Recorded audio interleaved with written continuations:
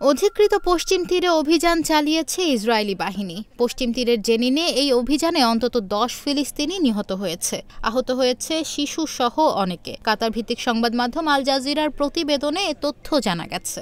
কোটি কোটি মানুষের ভালোবাসায় fridge, TV এবং এসিতে দেশের ১ নম্বর ব্র্যান্ড ওয়ালটন।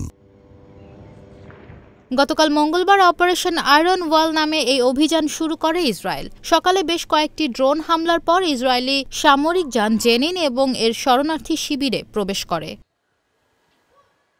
ইসরায়েলি বাহিনী বলছে, জেনিন শরণার্থী শিবিরে সন্ত্রাস বিরোধী অভিযান পরিচালনা করছে তাদের সেনারা। জঙ্গি নেটওয়ার্কগুলো ধ্বংস এবং ভবিষ্যৎ আক্রমণ ব্যর্থ করার জন্য পশ্চিম তীরে এই অভিযান চালানো হচ্ছে।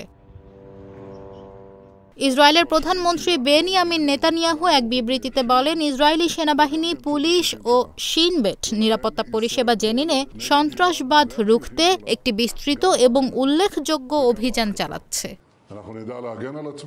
এদিকে মার্কিন প্রেসিডেন্ট ডোনাল্ড ট্রাম্প মনোনীত জাতিসংঘের দূত বলেছেন, অধিকৃত পশ্চিম তীরে ইসরায়েলের অভিযানের অধিকার আছে। এটি বাইবেল প্রাপ্ত অধিকার বলে মন্তব্য করেন তিনি।